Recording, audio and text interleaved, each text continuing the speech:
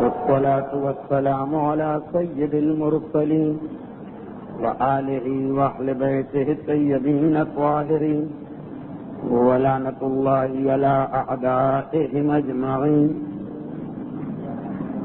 سیرت پیغمبر اسلام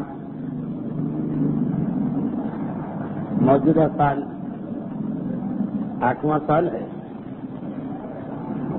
اور 123ویں تقریر، لیکن موجودہ سال کی یہ 9ویں تقریر ہے.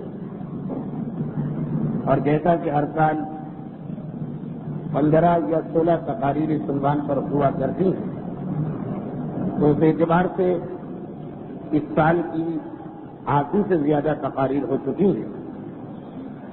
آج کی اس 9ویں تقریر کے ابتدا میں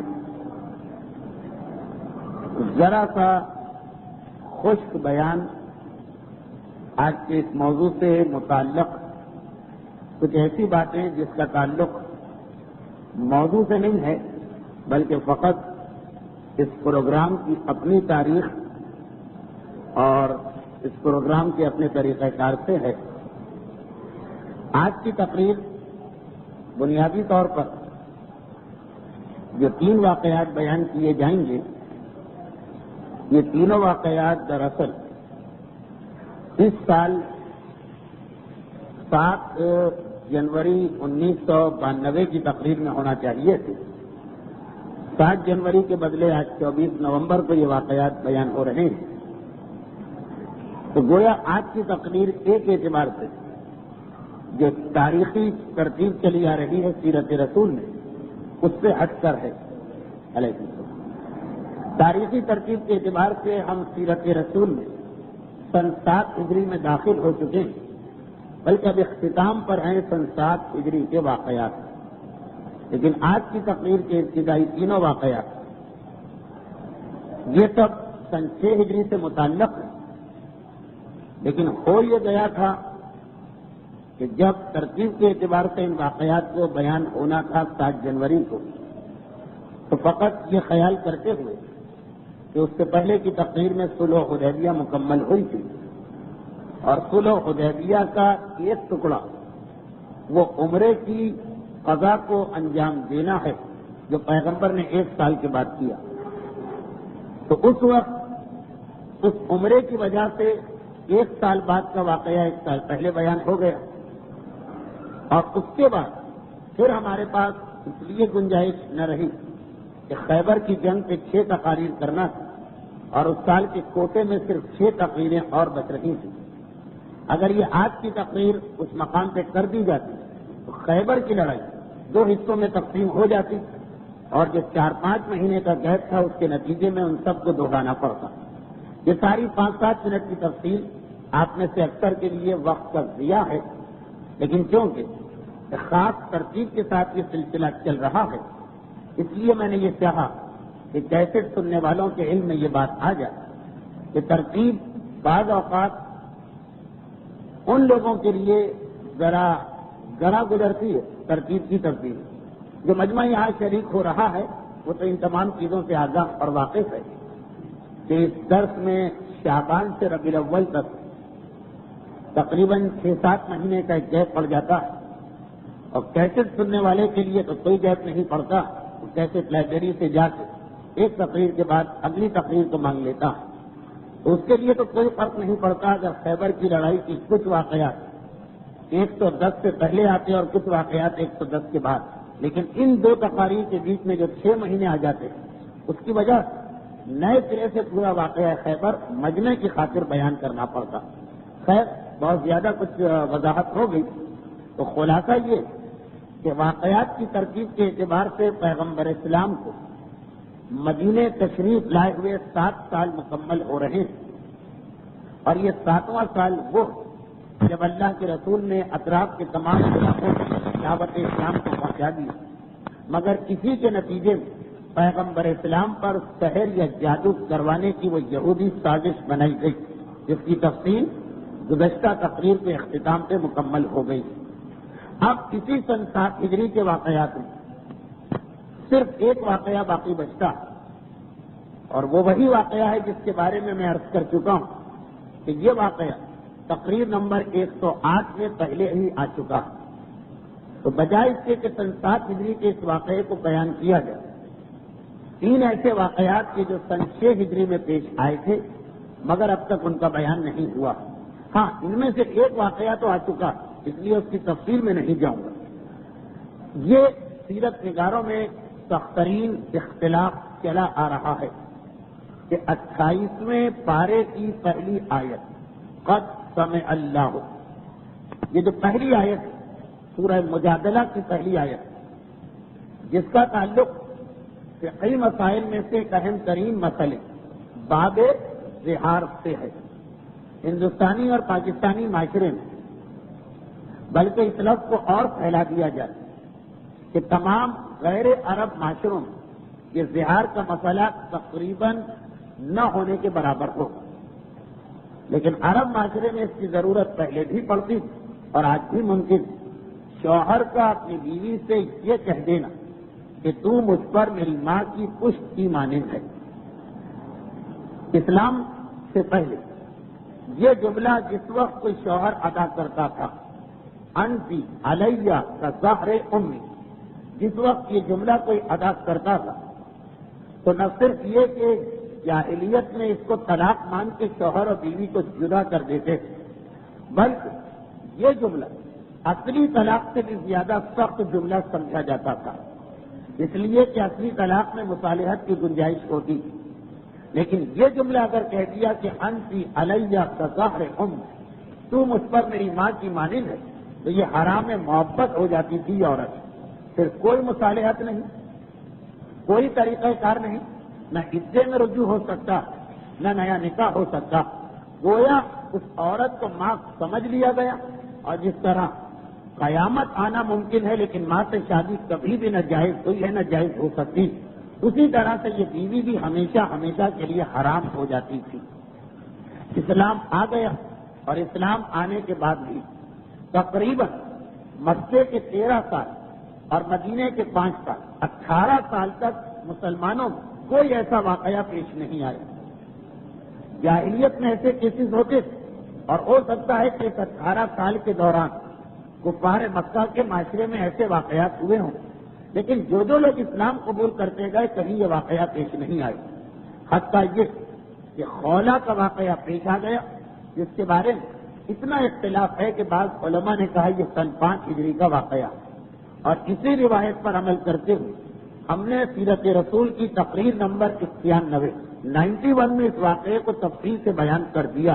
چنانچہ نہ واقعہ دہرانا ہے نہ مسائل کو دہرانا.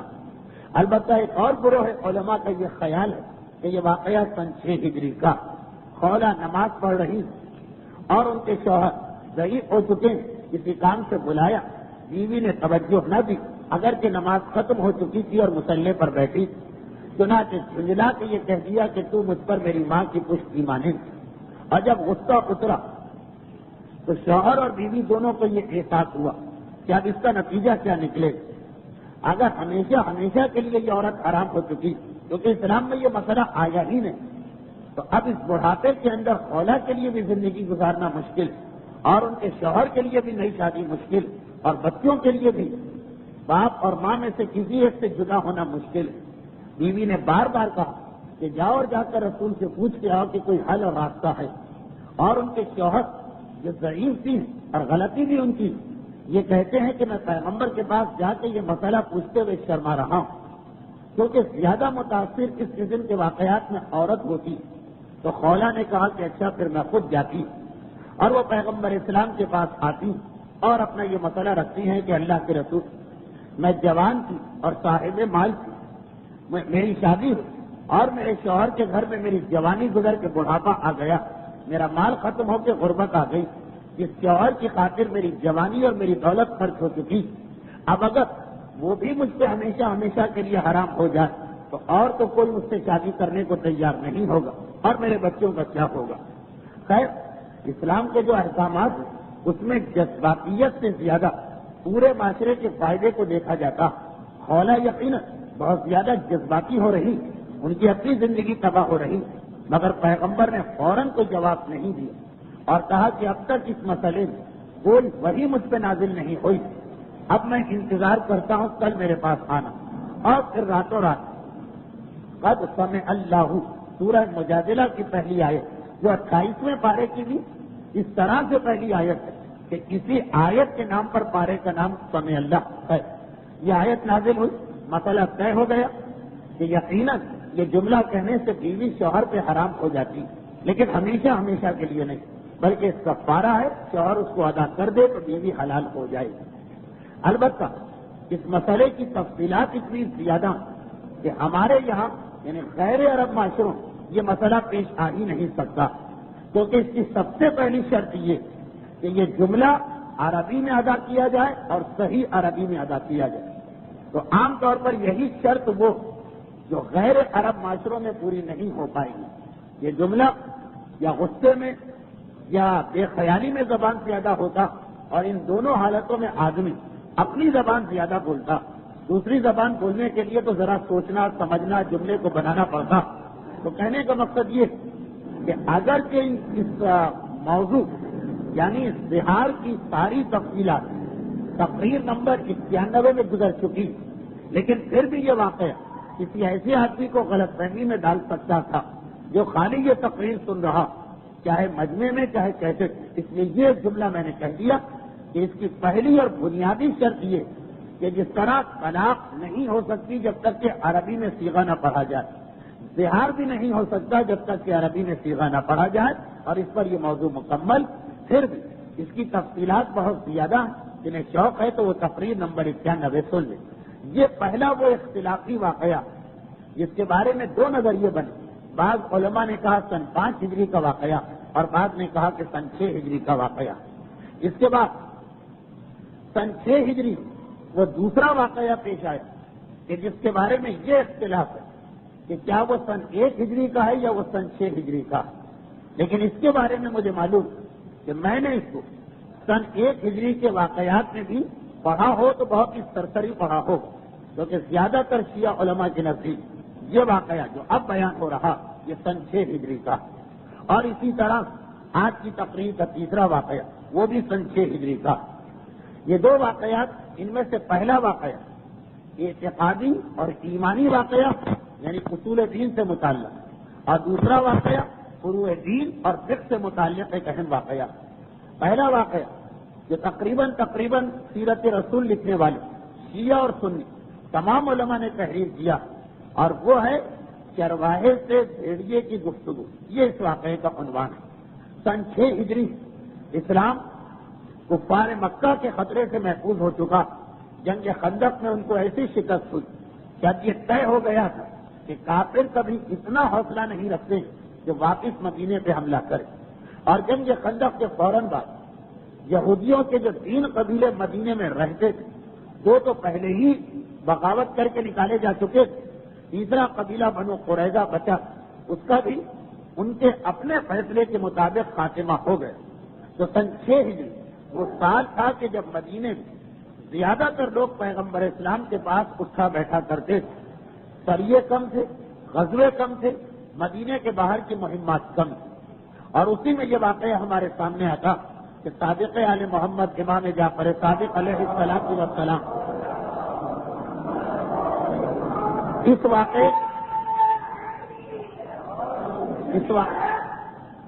واقعے کے بارے میں یہ خصوصی بات بتا دی جائے کہ واقعہ تمام مسلمان فرقوں کے پاس ثابت ہے، لیکن اس واقعے کو جب آپ سنتے جائیں گے تو خود آپ کو اندازہ ہو جائے گا کہ واقعے کا آدھا حصہ سب نے لکھا، لیکن باقی آدھا حصہ معصومین کے ذریعے سے ہماری کتابوں میں ہے، دیگر کتابوں میں اس کو نظر انداز کیا گیا۔ یہ واقعہ اتنا مشہور کہ صحیح بخاری جیسی کتاب میں بھی، لیکن مجھے یہ بتانے کی ضرورت نہیں کہ کہاں سے یہ واقعہ اس منزل پر آتا ہے کہ باقی علماء اسلام نے اس کو نظر انداز کر دیا ہو۔ واقعہ سماعت فرماتے جائیے۔ اللہ کا رسول مسجد النبوی میں تشریف فرما، اور جیسا کہ میں نے عرض کیا کہ یہ بہت زیادہ رش والا زمانہ آ چکا، اکثر مسلمان مرد اب مدینے ہی میں ہوا کرتے، اور جب تعداد بڑھ جاتی تو اس کے اندر مخلص لوگوں کے ساتھ پھر منافقوں کی تعداد میں بھی اضافہ ہوتا چلا جاتا. اور یہ تو وہ زمانہ کہ منافقین اپنے عروج پر پہنچ رہے ہیں. کفار مکہ اور یہودی دونوں اس نتیجے میں پہنچ چکے کہ کھلم کھلا اب اسلام کا مقابلہ نہیں ہو سکتا. اب مسلمانوں کی صفوں مسلمانوں جیسے چہرے والے کچھ لوگوں کو داخل کیا جائے. کچھ پہلے سے چلے آ رہے اور کچھ کو اب باقاعدہ کثیر تعداد میں مسلمان بنا بنا کے مدینے بھیجا جا رہا. اس حالت ایک مرتبہ باتیں کرتے کرتے اللہ کے رسول نے چہرہ اٹھایا اور اشارہ کیا. دور سے ایک آدمی چلا رہا, ہانپتا کاپتا ہوش و حواس اڑے ہوئے, بڑا پریشان نظر آ رہا. پیغمبر اسلام نے اپنے تمام صحابیوں کو متوجہ کیا اور کہا کہ اس آدمی کے واقعے کو ضرور سننا. یہ ایک بڑا عجیب واقعہ لے کے یہاں آ رہا. اس کی کہانی اور حکایت بڑی اہم اور بڑی عجیب و غریب کہانی ہے. اتنا بڑا مجمع کہ پیغمبر اسلام جب کسی سے بات کر رہے ہوتے تو بہت سے لوگ آپس میں باتوں کا سلسلہ جاری رکھتے, لیکن اب پیغمبر نے پہلے ہی یہ اعلان کر کے سارے مجمع کو متوجہ کرا دیا. سارے مجمع کی توجہ ہے کہ یہ آنے والا کون ہے جس کے بارے میں رسول اس خصوصیت کے ساتھ یہ ارشاد فرما رہے ہیں.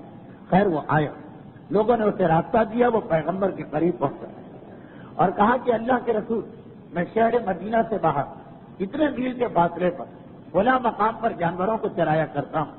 ایک کافر قبیلے سے تعلق رکھنے والا کافر چرواہا. یہ بات اس لیے ضمن بتا دی جائے کہ شہری ماحول میں اس قسم کی چیزیں لوگوں کے لیے واضح نہیں ہوتی کہ چرواہے عام طور پہ وہی لوگ ہوتے کہ جن کے پاس اپنے جانور نہیں ہوتے, بلکہ 10 جانور کسی سے, 15 کسی سے, 5 کسی سے, 15 کسی سے لیے. جو مالک کے جانوروں کے ان کے لیے آسانی کہ انہیں جنگل میں نہیں جانا, اور چرواہا ہر ایک کی اجرت لے کے اس کے جانوروں کو لے جاتا ہے. آ کر وہ کہتا ہے کہ اللہ کے رسول, میں فلاں قبیلے سے تعلق رکھتا ہوں, مدینے سے اتنے میل دور ہماری وہ چراگاہ ہے کہ جہاں پہ میں جانوروں کو چرایا کرتا ہوں. اور ایک دن میں جانوروں کو چرا رہا, ایک دن, یہ وہی دن ہے یا اس سے ایک دن پہلے, جانوروں کو چرا رہا تھا کہ اتنے میں نے دیکھا ایک بھیڑیا شکار کی تلاش میں آیا. اب یہ کشمکش سیرت رسول کا عنوان تو ہے نہیں, یہ جو جنگلی زندگی کے خواص ہوتے ہیں, جہاں بھیڑیوں کا گلہ ہوتا, جہاں بھیڑوں کا گلہ ہوتا, وہاں بھیڑیے ضرور اس کے پیچھے لگتے. اور یہ مسئلہ اتنا زیادہ مرید ابتلا کہ صرف 4 کتے ایسے ہیں کہ جن کی خرید و فروخت کی اسلام نے اجازت دی, اور ان میں سے خاص کسی مقصد کے لیے کہ بکریوں اور بھیڑوں کے گلے کو بھیڑیوں کے خطرے سے بچانا. ایک الگ مسئلہ ہے جس پر پہلے بھی کبھی بات ہو چکی. خیر, تو جو بھی چرواہے ہیں یا جن کے جانور جنگل میں جاتے ہیں ان کو معلوم کہ جہاں شکار ہوگا وہاں پہ ضرور شکاری پہنچ جائے گا. بھیڑیا نظر آ گیا کہ وہ میرے جانوروں کے پیچھے لگا. چنانچہ اس نے پتھر اٹھایا اور غلیل نامی ایک ہتھیار ہوتا, اس میں رکھ کے یہ پتھر پھینکا. بھیڑیا اٹیک کر رہا تھا, پتھر کی طرف کھا کے وہ بھاگا, مگر تھوڑی دیر کے بعد دوسری سمت سے آیا اور پھر ایک بھیڑ کے بچے کو اٹھا کے لے جانا چاہا. چرواہا کہتا ہے میں نے پھر ایک مرتبہ اس گوفن میں یہ پتھر کو رکھ کے چلایا, وہ چوٹ پھر بھیڑیے کو پڑی اور وہ ایک مرتبہ پھر بھاگا. پھر تیسری طرف سے وہ آیا, پھر چوتھی طرف سے وہ آیا.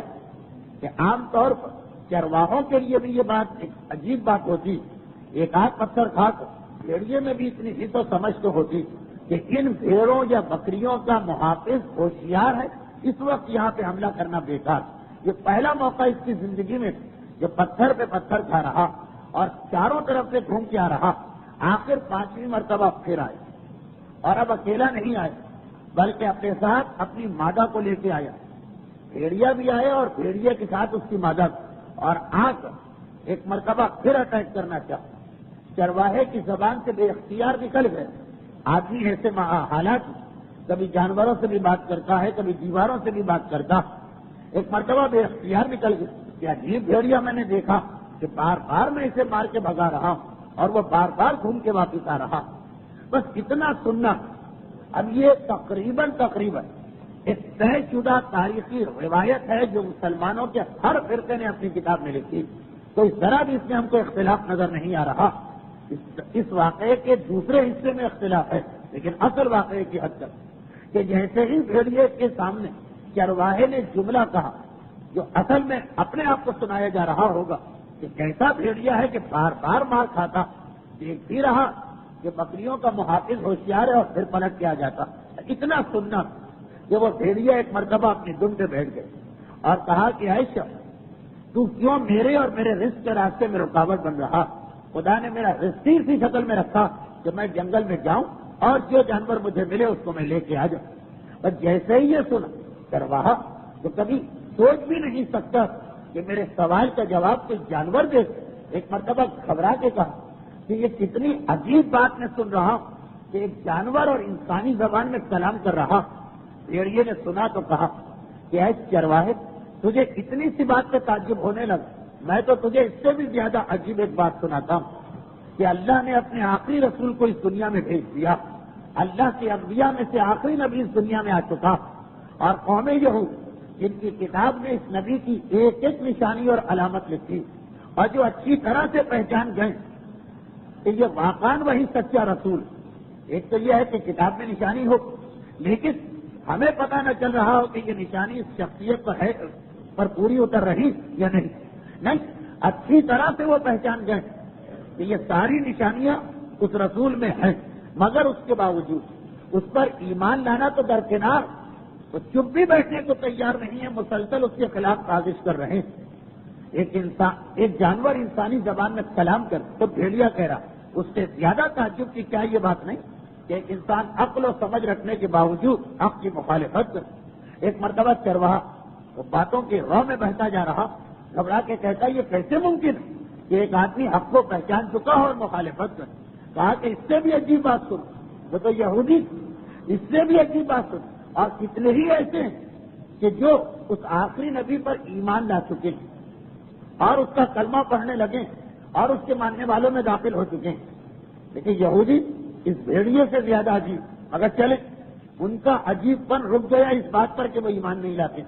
اس سے زیادہ عجیب وہ لوگ کہ جو ایمان بھی لے کے آتے ہیں, کلمہ بھی پڑھ لیتے ہیں, اس کے ماننے والوں میں بھی شامل ہو جاتے ہیں, لیکن جب وہ یہ کہتا کہ میرے بھائی اور میرے داماد کو میرا وسیع اور میرا جانشین مانو اور اس کے فضائل بیان کرتا, تو یہ لوگ جو ابھی اس رسول کی سچائی کا اقرار کر رہے ہیں, یہ لوگ جو ابھی اس رسول کی کلمہ پڑھ رہے ہیں, اس کی اس بات کو مانتے ہیں کہ وہ رسول اور اس بات کو نہیں مانتے کہ یہ جانشین رسول. کیا یہ عجیب بات نہیں؟ اور یہودی تو کچھ بھی نہیں مان رہے ہیں, وہی ایک عجیب بات. اب ان سے زیادہ تعجب ان لوگوں پر کہ جو رسول کو رسول مان رہے ہیں مگر اس کی آدھی بات مانتے ہیں اور آدھی بات نہیں مانتے. اچھا بھیڑیے کی گفتگو بہت طویل گفتگو, میں تو روایت کو اس لیے مختصر کر رہا ہوں کہ ایک ایک 1.5 صفحے کا اس کا مکالمہ تاریخ کی کتابوں میں لکھا. اتنا نہ لفظ بلفظ بیان کرنا ممکن نہ آپ کے لیے سننا ممکن ہے. خلاصہ جیسے ہی یہ سنا چرواہے کی حیرت اور بڑھ گئی. اچھا ایسے لوگ بھی دنیا میں پائے جاتے ہیں؟ اور کہا سنو اس سے بھی زیادہ عجیب بات شروع ہوئی کہ بھیڑیا انسانی کلام میں بول, انسانی زبان میں کلام کر. اس سے عجیب بات یہودی سے عجیب بات کے مسلمان جو رسول کو مانتے ہیں اس کے جانشین کو نہیں مانتے. اور اس سے بھی زیادہ تعجب ان لوگوں پر کرو کہ جو اس رسول کو ماننے کا دعویٰ کرتے اور اس کا کلمہ پڑھتے اور اس کی زبان سے سب کچھ سنتے ہیں کہ اس کی آل اور اس کے اہل بیت کے کیا مقام, اور اس کے بعد بھی یہی مسلمان کلمہ پڑھ کر اس کی آل کو قتل کریں گے اور قیدی بنا کے در بدر لے جائیں گے. یہ بھیڑیا کتنے تقریباً 50 سال بعد کے حالات بیان کر رہا. بہرحال جیسے ہی چرواہے نے سنا کہ یہ تو اس سے بھی زیادہ عجیب بات. بس ایک مرتبہ بھیڑیا رکا اور کہا کہ تو اللہ کا شکر ادا کر کہ اللہ نے تجھے اس رسول کی بھی ہدایت کر دی. یہاں بیٹھے بیٹھے کتنے ہی ایسے جو رسول کے سامنے ہیں اور حق کو نہیں سمجھ پا رہے ہیں, اور تو جنگل میں ویرانے میں دنیا سے کٹا ہوا اور تجھ تک حق آ گیا. تو اللہ کی حمد کر, تو اللہ کی تعریف کر, تو اللہ کا شکر ادا کر کے اللہ نے تجھے یہاں پر ہدایت بھیج دی. اور خالی آدھی ہدایت بھی نہیں, ساتھ میں اس کے وسیع اور جانشین کا تعارف بھی کروا دیا. بس چرواہا کہہ رہا کیا ہے اللہ کے رسول, جب میں نے یہ سنا تو بے اختیار میرا دل چاہا کہ میرے پر لگے اور میں اڑ کے وہاں سے یہاں آ جاؤں. مگر ایک احساس, ایک خیال, اور تاریخ اسلام کی کتاب جب شروع ہوتی تو عام طور پر سب سے پہلے علماء ایک مسئلے پر بحث کرتے ہیں, اور وہ یہ کہ آخر کیا وجہ ہے کہ ساری دنیا میں اگر رسول کو بھیجا گیا تو مکے کی زمین اور عربوں کے درمیان, اور اس کی 2 وجوہات بیان کی جاتی. ایک وجہ یہ بیان کی جاتی کہ معاشرہ سب سے زیادہ ان کا خراب, اور دوسری وجہ یہ بیان کی جاتی کہ اتنی برائی کے باوجود ان میں کچھ اچھی خصوصیتیں تھیں کہ جو وعدہ کر لیں اس پہ جان دے دیتے، کوئی پناہ میں آ جائے تو اس کی خاطر اپنے گھر کو قربان کر دیتے۔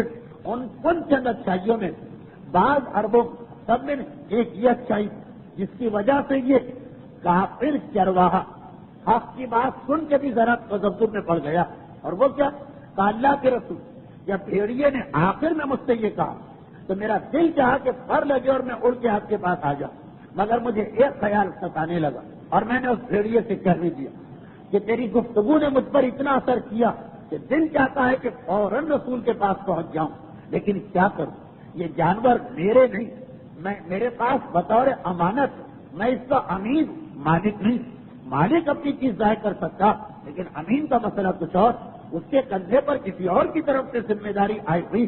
اللہ کے رسول میں نے اس بھیڑیے سے کہا کہ کیا کروں، یہ امانت میرے پاس کسی اور کی، ان کی حفاظت مجھ سے واجب، جب تک کہ وقت پورا نہ ہو اور مالکوں کو واپس لوٹانے کا وقت نہ آئے میں کیسے جا سکتا ہوں۔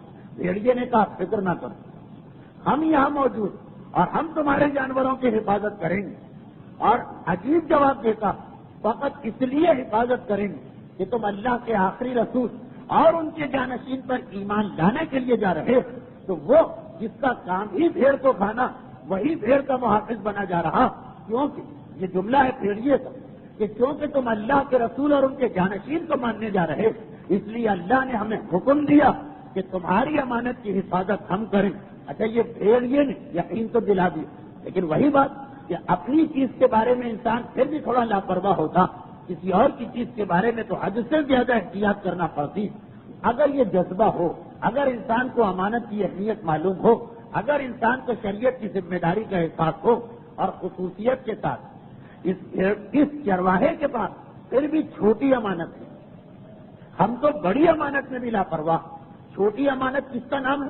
چھوٹی امانت نام ہے اس کا کہ جس کا مالک ہوشیار ہے، سمجھدار ہے، کچھ طاقت و قوت رکھتا، اس کے بارے میں بھی اتنا محتاط رہنا۔ اور بڑی امانت جو یتیم کا حق ہمارے پاس آ جاتا، چاہے وہ ہمارا چھوٹا بھائی ہی کیوں نہ ہو، کیونکہ یتیم کا شرعی سرپرست تو صرف دادا، باپ کا انتقال ہو گیا، اور دادا بھی نہ ہو تو حاکم شرع۔ کتنی لاپرواہی ہے اس امانت کے اندر، جس کے بارے میں اکثر اسی سیرت رسول میں کئی مرتبہ مسائل آ چکے ہیں۔ خیر، بھیڑیے کی یہ گفتگو سننے کے بعد بھی ایک مرتبہ یہ تذبذب و پریشانی کے عالم میں تھا۔ ایک مرتبہ پھر بھیڑیے نے کہا کہ ہم خدا کے رسول کی اور جانشین رسول کی قسم کھا کے تجھے یقین دلاتے ہیں، ہم محافظ، تیرے مال کی حفاظت ہم کریں گے، یا اس موقع کو اپنے ہاتھ سے نہ گنوا۔ بس اتنا جو اس نے کہا دوبارہ قسم کھا کے تو میرے دل کو اطمینان ہوا۔ میں ان بھیڑوں کو اس بھیڑیے کی حفاظت میں چھوڑ کے آپ کے پاس آیا ہوں۔ اب یہ گفتگو مکمل، اس گفتگو میں اگر خالی رسول کا تذکرہ ہوتا رہتا تو شاید پورا مجمع بہت آسانی سے قبول کر لیتا، لیکن رسول کے ساتھ بار بار جو علی کی بات ہو رہی تو بہت سے لوگوں پہ اتنا گنا گزرا کہ ہمارے علماء جب اس روایت کو لکھتے ہیں تو ساتھ میں یہ جملہ خصوصیت کے ساتھ لکھتے ہیں کہ مسجد النبوی کا مجمع 2 حصوں میں تقسیم ہو گیا، اور ایک چھوٹا سا گروہ تو وہ تھا جو بھیڑیے اس چرواہے اور بھیڑیے کی گفتگو پر اظہار حیرت بھی کرنے لگا، اور اس کا ایمان و یقین بڑھتا چلا گیا کہ بے شک ہمارے رسول کی شان اتنی بلند ہے، لیکن ایک اکثریت والا گروہ کہنے لگا کہ یہ سب جھوٹی باتیں، اور یہاں تک کہا گیا کہ پیغمبر نے اپنا سکہ جمانے کے لیے اور معذاللہ اپنی جھوٹی فضیلت بیان کرنے کے لیے اس چرواہے سے پہلے سے یہ طے کر لیا ہوگا کہ تم یہ کہانی بنا کر دن کے اتنے بجے یہاں پہ آنا اور لوگوں کو یہ سنانا۔ دیکھیے یہ تاریخ کی کتاب میں لکھا جملہ، میں یہ نہیں کہہ رہا ہوں کہ میرا اندازہ نہیں، یہ تاریخ کی کتاب، سیرت رسول کی کتاب، علامہ مجلسی اس جملے کو لکھ رہے ہیں کہ یہاں تک منافقین کہنے لگے کہ یہ رسول ہی کا آدمی، صبح طے کر دیا ہوگا کہ اس طرح کی کہانی بنا کے آنا۔ ایک مرتبہ پورے مجمع میں سمگوئیاں شروع ہو گئی، لوگوں کی اکثریت یقین کرنے کو تیار نہیں ہو رہی کہ پیغمبر اسلام آگے بڑھ ایک مرتبہ سارے مجمع کو ایک قسم کا چیلنج دے دی، سمجھ لیجیے چیلنج، ایک دعوت دے دی، کہا کہ میں دیکھ رہا ہوں کہ تم میں سے اکثر کو یقین و اطمینان نہیں ہو رہا، آؤ ایسا کر کہ اس چرواہے کی سچائی کو ہم خود ہی جا کے دیکھ لیں، بھیڑیے نے وعدہ کیا تھا جب تک تم نہیں آؤ گے میں تمہاری بھیڑوں کی حفاظت کر رہا ہوں، اور اب یہ چرواہا یہاں پر، یعنی جب تک کہ یہ واپس نہیں جائے گا بھیڑیے وہاں پہ ہوں گے، تو بجائے اس کی زبانی بات سننے اور چلو اس کے ساتھ، مدینے سے کوئی ہزاروں یا سینکڑوں میل دور تو ہے نہیں، 8 یا 10 میل کا فاصلہ، چلو اور چل کے دیکھ کہ وہ بھیڑیے ہیں یا نہیں۔ بس ایک ایسی بات اللہ کے رسول نے کہی کہ اب لوگوں کے لیے نہ بچنے کا کوئی راستہ نہ بھاگنے کا کوئی راستہ، سارا مجمع کھڑا ہو گیا اور پیغمبر سب کو لے کے چلتے چلتے یہاں تک کہ وہ مقام اور وہ جگہ آ گئی، یہاں دور سے لوگوں نے ایک عجیب منظر دیکھا۔ یہ عرب کے رہنے والے یعنی اس قسم کے واقعات ان میں سے ہر ایک کے ساتھ پیش آتے ہیں کہ یہ اپنے جانوروں کو چرانے جاتے ہیں اور ان کو پتا کہ جو آگ اور پانی کا رشتہ اس سے زیادہ خطرناک بھیڑ اور بھیڑیے کا رشتہ ہوتا، مگر یہ عجیب بات کہ واقعاً یہ منظر دیکھا کہ بھیڑ اور اس کی مادہ چاروں طرف سے اس گلے کی حفاظت کر رہے ہیں، اور آدھا راستہ بھیڑیا گھومتا ہے اور آدھا راستہ اس کی مادہ گھومتی، کسی طرف سے بھی کوئی حملہ نہیں کر سکتا۔ دور سے ہی یہ منظر نظر آ رہا، دور سے نظر آنے والا منظر ہی اس چرواہے کی سچائی کو ثابت کر رہا تھا، مگر پیغمبر اسلام کو اس منزل تک ہمیں پہنچانا یا ان مسلمانوں کو پہنچانا جسے اتمام حجت کہا جاتا کہ ذرا بھی شک کسی کے دل میں نہ رکھے۔ پیغمبر ایک فاصلے پہ جا کے رک گئے اور کہا کہ نہیں، ابھی ہمیں اس چرواہے کی سچائی کو مزید دیکھنا چاہیے، اور ایک مرتبہ کہا کہ ہے میرے صحابیوں مجھے چاروں طرف سے گھیرے میں لے لو۔ کوئی چھوٹا مجمع 5-7-10 کا مجمع نہیں، 100-200-500 کا مجمع ہو، مجھے اس طرح اپنے گھیرے میں لے لو کہ پتہ ہی نہ چلے کہ میں کہاں ہوں، اور اے چرواہے تو اس بھیڑیے کے پاس جا اور بآواز بلند اس سے جا کر کہ اے بھیڑیے تو نے جس رسول کے در پہ مجھے بھیجا یہ تو بتا دے کہ وہ رسول کون ہے، وہ رسول کہاں، اس مجمع میں ان کو پہچان لوں۔ بس ایک مرتبہ پیغمبر اسلام چرواہے کو حکم دیتے، اصحاب رسول کو اپنے گھیرے میں لے لیتے۔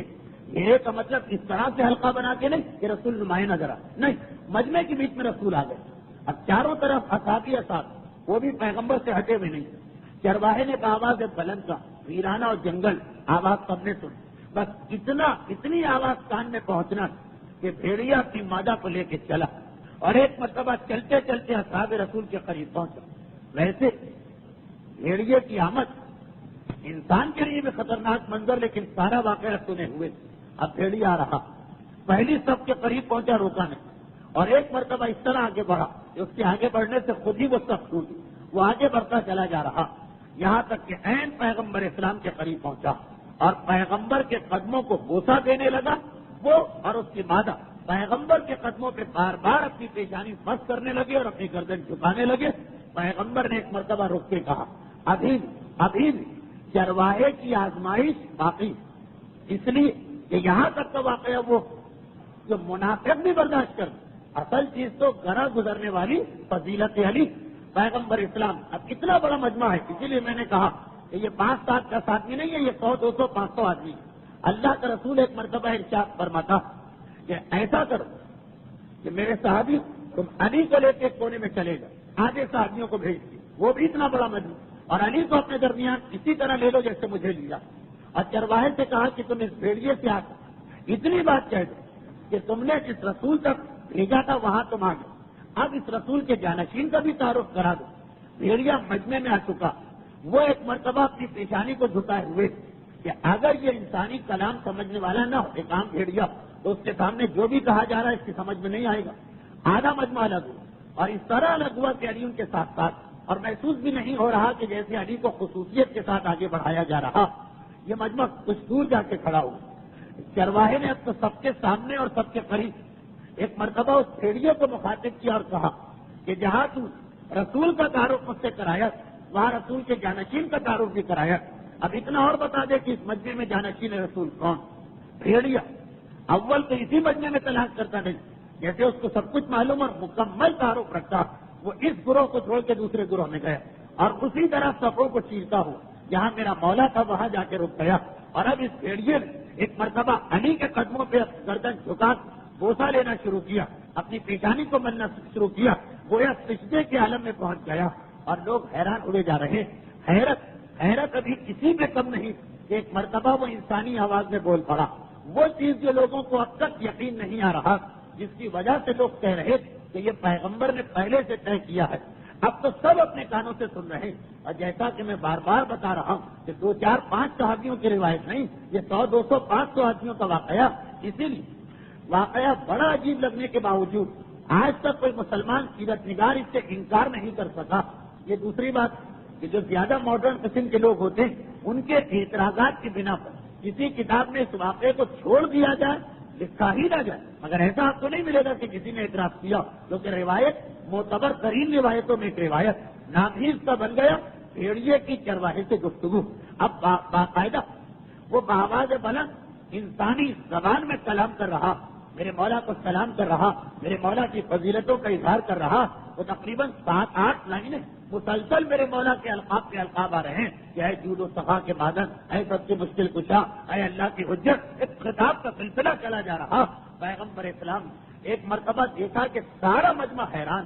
یہاں تک کہ جو علی کے ماننے والے بھی تھے، یقین الگ چیز ہے، آنکھوں دیکھی بات الگ چیز، ان کی حیرت بھی بہت زیادہ محسوس ہوئی. پیغمبر اسلام فرماتے کہ خالد ایک بھیڑیے علی کے سامنے جھکا دیکھا تو تم اتنے حیران ہو رہے ہو.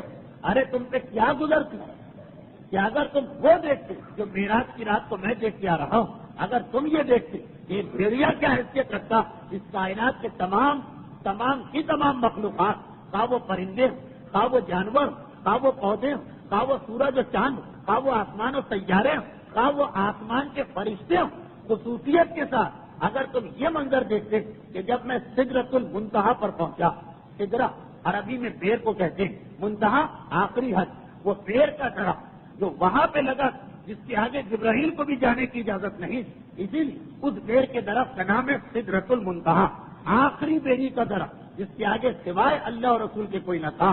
تمہاری کیا حالت ہوتی ایک بھیڑیے کے اظہار عاجزی کو دیکھ کر، ایک بھیڑیے کے اظہار عقیدت کو دیکھ کے حیران. 7ویں آسمان پر سدرۃ المنتہا پر جب میں پہنچا جس کے آگے کوئی فرشتہ نہیں جا سکتا، وہاں پر میں نے دیکھا کہ پروردگار کے حکم سے میرے بھائی اور جانشین علی کی تصویر لگائی گئی تھی، اور اس مقام کے ملائکہ کے بھی درجے 7ویں آسمان کے ملائکہ سب سے افضل، اور سدرۃ المنتہا کے ملائکہ تو افضل ترین ملائکہ کہ اس کے آگے فرشتوں میں بھی اب کسی کو فضیلت حاصل نہیں. ان کو میں نے دیکھا کہ کس عقیدت و تواضع کے ساتھ علی کی تصویر کے سامنے جھوٹے پڑ رہے تھے. اور کیوں نہ ہو، پروردگار کا یہ اعلان ہے کہ جس نے علی کی ایک فضیلت کو تسلیم کیا، خدا 1,00,000 سال کے برابر جنت میں اس کے درجے کو بڑھا دے گا. تم نے میرے بھائی کی فضیلت کو سمجھا ہی نہیں ہے. درود بھیجے محمد والے.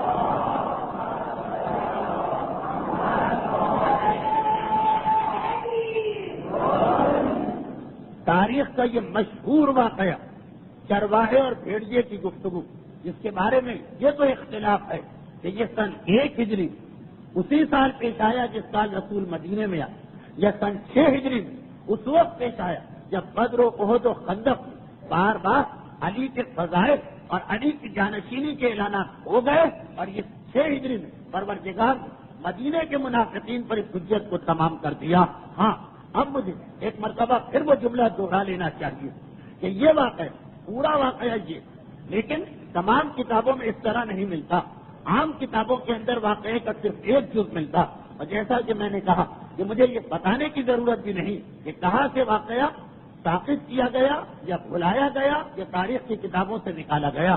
ایک یہ واقعہ جو سن 6 ہجری کا، وہ دوسرا واقعہ ہے جو ہمارا آج کا موضوع بنا، اور پھر اب ایک تیسرا واقعہ. یہ سارے واقعات الگ الگ، ان کا آپس میں کوئی ربط نہیں.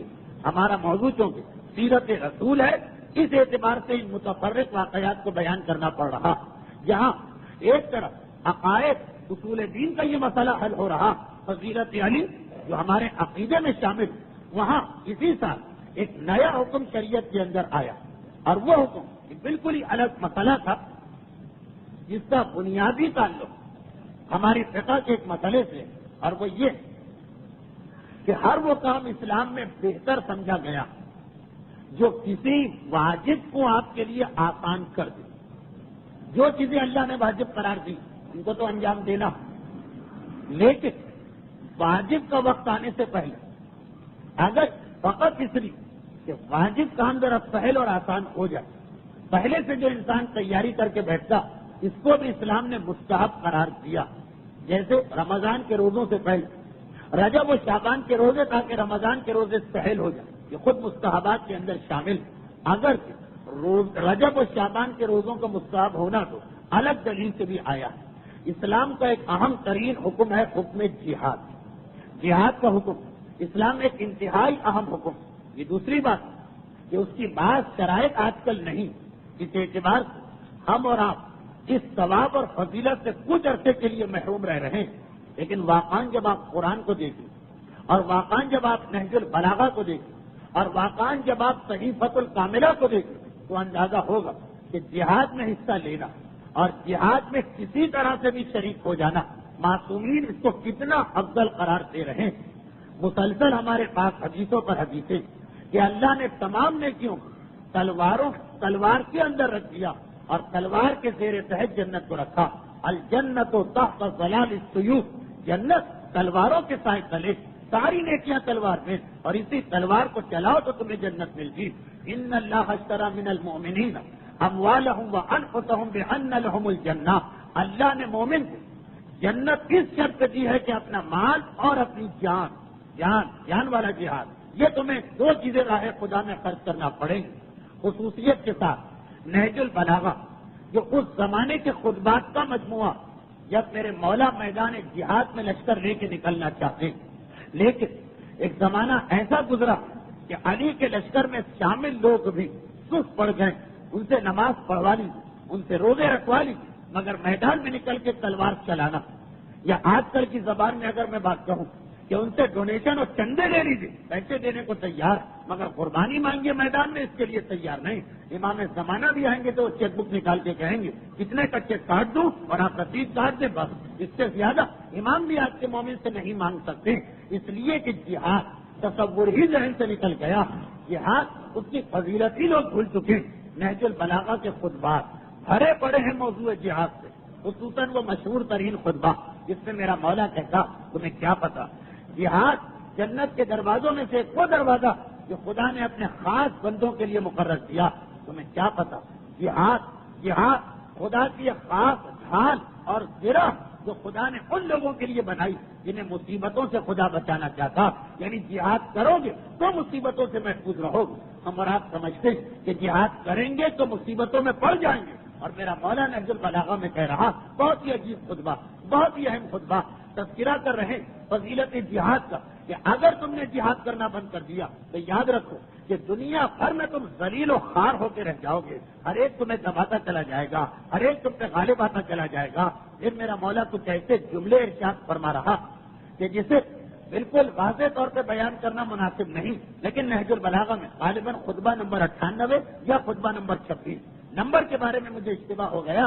میرا مولا کہہ رہا کہ تمہاری کیا حالت، اپنے مخالفوں کو دیکھو، وہ دین باطل پر اس طرح سے جمع اور تم دین حق پر ہو کے اس طرح سے متفرق۔ میرا مولا کہتا عجیب لوگ ہیں جن سے مجھے واسطہ پڑا، یہ جملے ہیں میرے مولا۔ دیکھیے علی کا دل شکوہ اور شکایت سے کتنا بھر گیا کہ میرے مولا کو یہ کہنا پڑا، کون علی جن کی فضیلت ابھی آپ سن چکے ہیں، میرے مولا کو یہ کہنا پڑا کہ تم لوگ عجیب، تمہارے دشمن اللہ کی نافرمانی میں اتنی تیزی دکھاتے ہیں کہ تم اللہ کی اطاعت و فرما برداری میں اتنی تیزی نہیں دکھا پا رہے ہو۔ میں نے تم سے کہا جہاد پہ چلو تو تم نے کہا موسم گرما، اتنی گرمی میں ہم سے جہاد نہیں ہو رہا، سردی آ جانے دیجیے۔ میں نے سردی کے موسم میں کہا جہاد کے لیے چلو، تم نے کہا سردی بہت زیادہ، اتنی سردی میں ہم سے نہیں رہا جائے گا، گرمی کو آ جانے دیجیے۔ جب تم موسم کی سردی اور گرمی کو برداشت نہیں کر سکتے ہو تو تلوار کی تیزی کو کیسے برداشت کرو گے؟ کاش میرا تم سے پالا ہی نہ پڑا ہوتا، یہ جملہ میرے مولا کا ہے، کاش میرا تم سے پالا ہی نہ پڑا ہوتا، اے صورت میں مرد اور سیرت میں بچی اور عورت جیسے۔ میرا مولا مخاطب کر رہا کہ تمہاری وجہ سے علی بدنام ہو گیا، وہ کہ جس کے ساتھی ہی اس کا ساتھ دینے کو تیار نہ ہو، اس کی رائے کمزور پڑ جاتی، اس کا مشورہ، یہ میرے مولا کے جملے ہیں نہج البلاغہ سے، اس کا مشورہ ضعیف ہو کے رہ جاتا ہے۔ نوبت یہاں تک آن پہنچی ہے کہ دنیا کہنے لگی، یہ سب نہج البلاغہ کا جملہ ہے، کوئی لفظ میرا نہیں، میرا مولا کہہ رہا کہ کہ نوبت یہاں تک آن پہنچی کہ دنیا کہنے لگی ابو طالب کا بیٹا بہادر تو بہت ہے مگر جہاد اور جنگ کے طریقے کو نہیں جانتا. ارے اس الزام کی وجہ تم لوگ ہو جو میری باتیں سننے کو تیار نہیں ہو, ورنہ میں وہ کہ 20 سال سے بھی کم میری عمر تھی جب سے میں جنگوں میں حصہ لے رہا ہوں, اور اب میں 7 سال سے زیادہ کا ہو چکا ہوں. سبحان اللہ. نہج البلاغہ. بھلا یہ کیسے ممکن ہے کہ میں 40 سال کے بعد بھی جنگ کے آداب کو نہ جانوں, لیکن تمہاری وجہ سے, تمہارے سبب سے لیڈر کتنا ہی بہترین ہو, لشکر ہی ماننے والے ہی, قیادت کو تسلیم کرنے والے ہی اگر ناکارہ ہوں. قرآن کی کم سے کم 500 سے 700 آیتیں, وہاں کوئی ہم سے پلٹ کے نہیں کہتا کہ آج کل علماء نے یہ جہاد کی آیتیں اور خطبے پڑھنا کیوں بند کر دیے. وہاں کوئی نہیں اعتراض کرتا, اور زکوٰۃ کے مسئلے میں ہر آدمی اعتراض کرتا, جبکہ زکوٰۃ اور جہاد کا سیم مسئلہ. زکوٰۃ اتنی ہی ہے جتنا نماز, مگر زکوٰۃ کی شرائط میں سے ایک شرط آج کل نہیں پائی جا رہی, جیسے جہاد. آپ جمع کریں تو یہ میرا چیلنج ہے کہ قرآن میں جہاد کی آیتیں زکوٰۃ سے زیادہ, اس کے باوجود. اور کون سا جہاد؟ دشمنوں کے مقابلے میں میدان میں نکل کے تلوار والا جہاد. بار بار لفظ تلوار بھی آیا, لیکن جہاد کے بارے میں لوگ خاموش.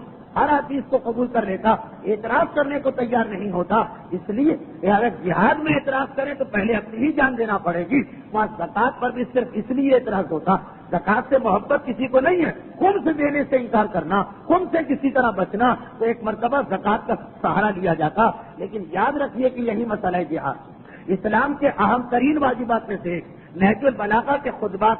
ذرا دیکھیے زکوٰۃ کے موضوع پہ میرے مولا کے کتنے خطبے, نماز کے موضوع پہ نہج البلاغہ میں کتنے خطبے, مگر جہاد نہج البلاغہ کا 1/4 جہاد سے بھرا پڑا.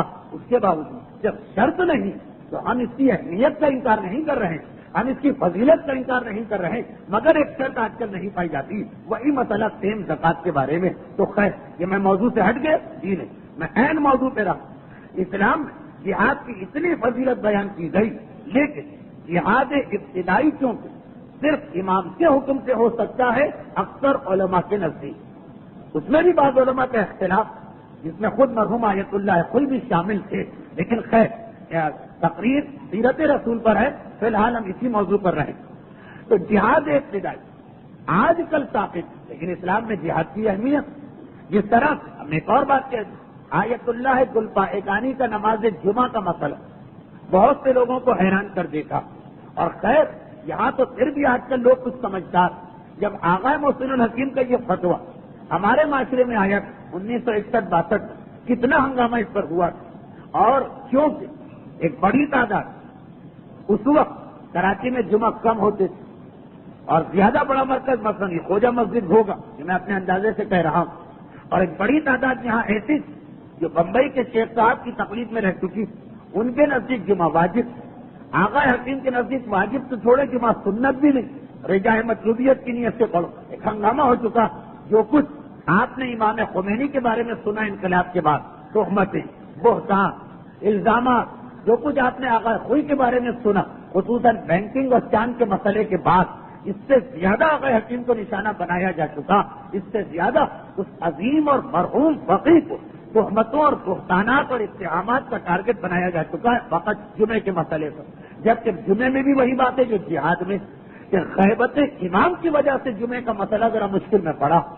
یہ جو میں کہنا چاہ رہا ہوں وہ یہ کہ جہاں پہ تلوار کھانا ہے, جہاں پہ تیر کھانا ہے, جہاں پہ پستول کی گولیاں کھانا, جہاں پہ اپنی اولاد کو قربان کرنا, وہاں پہ لوگ کیوں خاموش ہو جاتے ہیں؟ وہاں کیوں نہیں کہتے کہ جی یہ کیسے ممکن ہے کہ قرآن میں کہا گیا کہ جمعہ پڑھو اور مجتہد کہہ دے کہ جمعہ ثابت. تو جہاد کے بارے میں بھی یہی بسم اللہ اعتراض شروع کیجیے کہ قرآن بھرا پڑا ہے کہ اولاد کو قربان کرو, اور مجتہد کہتے ہیں آج کل جہاد ثابت ہے, نہیں بھیجیں آپ اپنی اولاد کو. بوسنیا میں مجاہدین کی بڑی شدید قلت ہو رہی, جائیے تیار کیجیے. لیکن نہیں, وہ سارے اعتراضات وہاں پر جہاں کسی مرجع یا مجتہد کی توہین کرنا, عمل ومل یا اسلام کو سمجھنا کوئی مقصد نہیں. خیر اب آمدم برسر مطلب موضوع پر آ جاؤں. تو جہاد اسلام کا اتنا اہم فریضہ کہ نماز جمعہ اور زکوٰۃ تو اس کے بعد آتی. قرآن کی آیت نہج البلاغہ کے خطبات, حتیٰ یہ کہ صحیفہ کاملہ میں دیکھ لیجیے, صحیفہ کاملہ میں نماز جمعہ پڑھنے والوں کے حق میں آپ کو کوئی دعا نہیں ملے گی.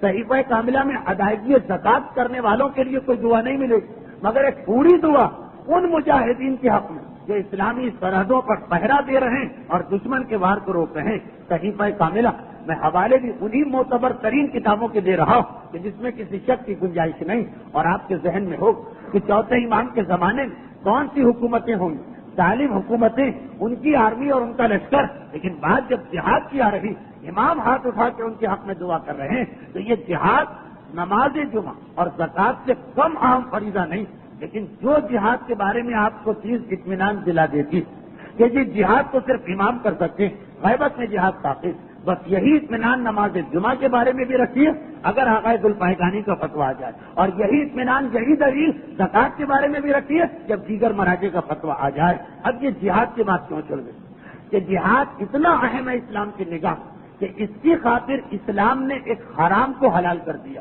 ایک حرام حلال کیا جا رہا، حرام بالکل شروع میں ہو گیا اور وہ تھا جوا۔ اسلام کے اندر جوا اور شراب ساتھ میں حرام ہوا۔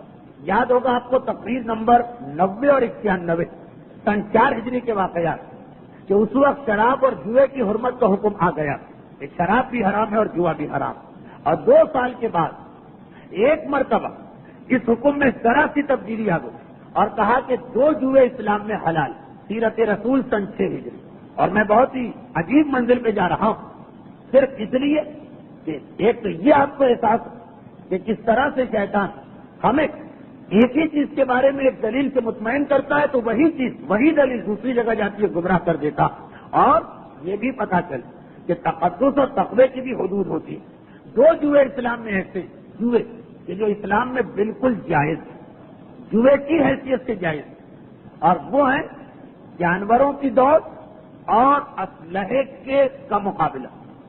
جانوروں میں تو خیر علماء نے کہا صرف 5 جانوروں تک یہ مسئلہ محدود، خچر، گھوڑا، گدھا، اونٹ اور ہاتھی، اور اسلحے میں کہا کہ ہر قسم کے اسلحے، حتیٰ یہ کہ جو آج کل اسلحے رائج، تیر اندازی کا مقابلہ، نیزے کا مقابلہ، تلوار کا مقابلہ، رائفل کا مقابلہ اور جتنے بھی ہتھیار، یہ 2 چیزیں ایسی کہ جو جوا بنا جو اسلام نے جائز کیا، البتہ صرف ایک شرط کے ساتھ کہ جیتنے پر جو انعام ملتا ہے وہ دیکھنے والوں کو نہیں ملے گا بلکہ حصہ لینے والوں کو ملے، لیکن باقاعدہ جوئے کے طور پر کہ 2 گھوڑے کے مالکوں نے کہا 50 روپے تم رکھو، 50 روپے ہم رکھتے ہیں، اور ہم دونوں مل کے اپنا گھوڑا دوڑاتے ہیں، جو جیت گیا پورے 100 روپے وہ لے گیا۔ بالکل خالصتاً قمار، خالصتاً جوا، خالصتاً میسرہ، جو اسلام میں گناہ کبیرہ، پھر بھی اس کے باوجود اس کی اجازت۔ 2 حدیثیں تو بہت ہی مشہور ہو گئی کہ ان الملائکہ لتنفر عند الرحا، کہ جس وقت بھی کہیں شرط لگائی جاتی ملائکہ اس جگہ کو چھوڑ کے چلے جاتے ہیں، نفرت اور بیزاری اختیار کرتے ہیں، کوچ کر جاتے ہیں وہاں سے سوائے 3 چیزوں کو۔ اور دوسری حدیث لا سبق الا بالنزل والخف والحافظ، کہ کبھی بھی جوئے کا اور شرط کا مقابلہ نہ ہو سوائے تیر اندازی میں اور سوائے جانوروں کی دوڑ۔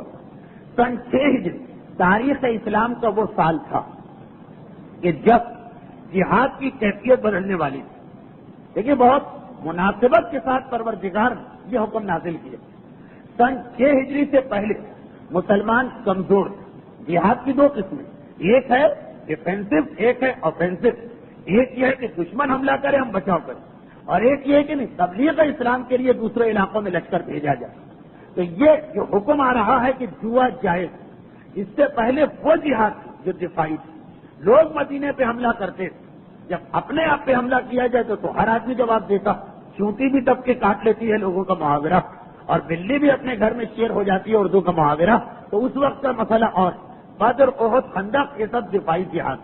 اب ایک مرتبہ یہ سلسلہ ختم، اب خیبر میں جہاد کرنا ہے لیکن وہ یہودیوں کے علاقے میں جائیں، فتح مکہ میں جہاد کرنا ہے کافروں کے علاقے میں جائیں، حنین میں جہاد کرنا ہے علاقے میں جائیں۔ اب وہ جہاد ہے جس میں لشکر اسلام بھیجا جا رہا، چنانچہ اب لوگوں کو اچھی طرح سے ٹرین کر کے مجاہد بنانا، 2 جوئے جائز قرار دے دیے گئے، فقط اس لیے، یہ حدیثوں میں فقط اس لیے کہ لوگوں کو جہاد کی مشق، لوگوں کو جہاد کا شوق پیدا ہو۔ میدان جنگ میں گھوڑے کام آتے ہیں، بھاگنے کے لیے نہیں، دشمن کو بھگانے کے لیے، اور میدان جنگ میں اسلحے کی مہارت کام آتی۔ تو اب اسلام باقاعدہ مسئلہ کہ اسلام جب کسی گناہ کو روکنا چاہتا تو خالی پتے نہیں کاٹتا ہے، درخت کے جڑ کو کاٹ کے رکھ دیتا. تو وہی اصول کہ لوگوں کو جہاد کے لیے ابھارنا. تو اب یہ نہیں کہ آج کہا کہ جا کے لڑو، نہیں، پہلے سے ٹریننگ دی جا رہی، پہلے سے مجاہد بنایا جا رہا. اس کے لیے جوئے جیسے گناہ کبیرہ، ویسے ان دو کے علاوہ اگر جوا تو وہ گناہ نہیں، گناہ کبیرہ، بدترین حرام چیزوں میں سے ایک. اب قانون الصحب جس کی قرآن میں سخت ترین مذمت تھی، ان لوگوں میں یہ شامل ہو جاتا. لیکن اگر گھوڑ دوڑ کا جوا، لیکن اگر تیر اندازی کا جوا، تو نہ صرف یہ کہ جائز ہے، جائز سے ایک منزل آگے بڑھ کر کہوں کہ مستحب ہے، اور نہ صرف یہ کہ قولی مستحب، ایسا مستحب ہے کہ خود رسول نے اس کے اوپر عمل کیا. کیا ہے؟ بعض لوگوں کے لیے اس بات کا ہضم کرنا بہت مشکل ہو رہا. یہ وہ لوگ جن کا ہاضمہ خراب ہو جاتا ہے، یعنی ان کو تقوی کا ہیضہ ہو جاتا، وہ ہر چیز کو اس معیار پہ لے جاتے ہیں کہ رسول اور امام کے واقعات جو ان کو وہاں فٹ نظر نہیں آتے.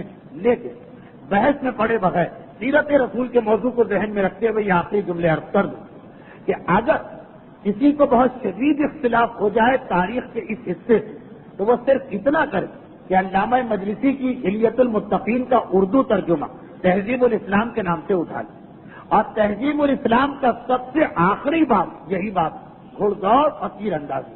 اس کے بعد صرف زمینے کے طور پہ متفرق مسئلے بتائے گئے. تہذیب الاسلام ختم ہوتی ہے اس کے اثر پر، اور اس میں وہ تینوں روایتیں ہیں کہ جو سیرت رسول میں پڑھ رہا ہوں، اس فرق کے ساتھ کہ اس میں سن نہیں ہے لیکن روایتیں کہ سن 6 ہجری آئی، پیغمبر اسلام نے اعلان کیا کہ اب ہمیں ان مقابلوں میں شرط لگا کے حصہ لینا.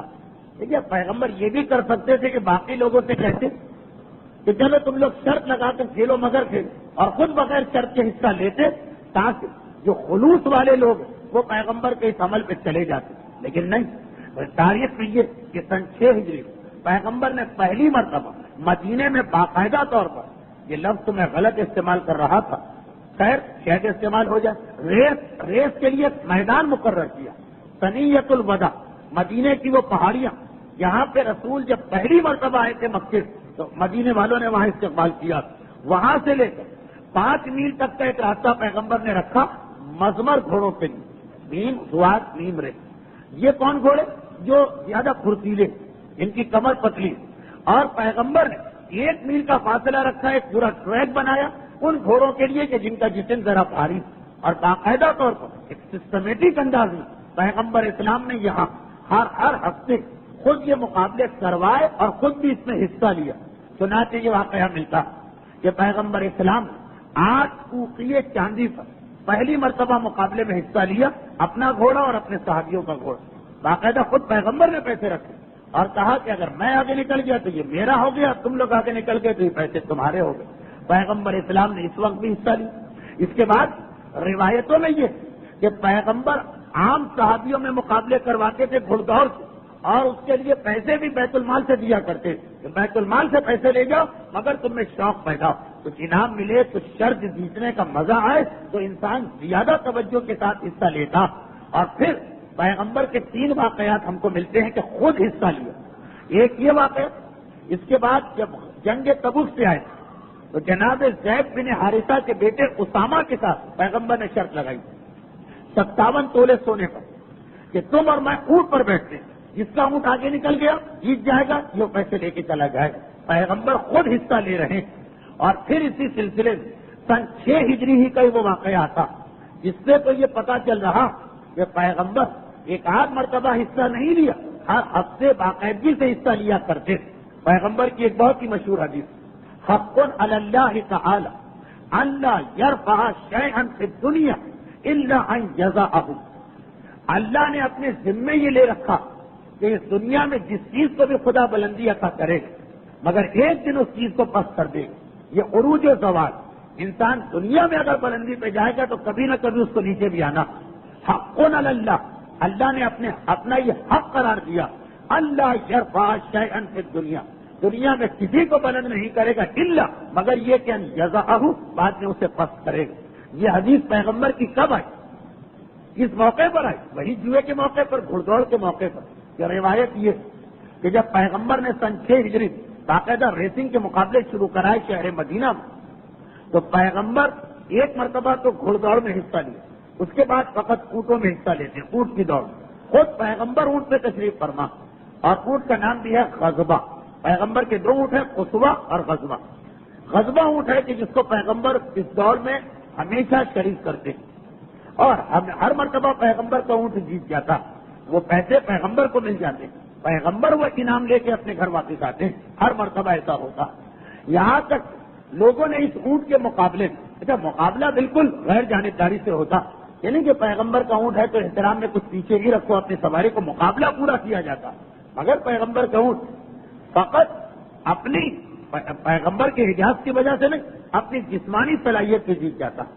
یہاں تک کہ مدینے میں ایک عقیدہ بن گیا کہ چونکہ یہ رسول کا اونٹ ہے اس لیے اسے کوئی شکست نہیں دے سکتا۔ یہاں تک کہ ایک ہفتہ ایسا آ گیا کہ ایک عربی جہاز سے نکل گیا، اور یہ روایت میں کہ ایسا اونٹ اپنا لے کے آیا جو دیکھنے ہی میں اتنا مریل لگ رہا تھا کہ ویسے ہی اس کا کوئی مقابلہ نہیں تھا پیغمبر کے اس اونٹ کے ساتھ، مگر اس نے کہا کہ مجھے حصہ لینا۔ اب یہ ہر ہفتے گھوڑ دوڑ کے مقابلے ہوتے، شرط لگا کر، یہ جملہ بار بار یاد رکھیے، شرط لگا کر اجازت دی گئی۔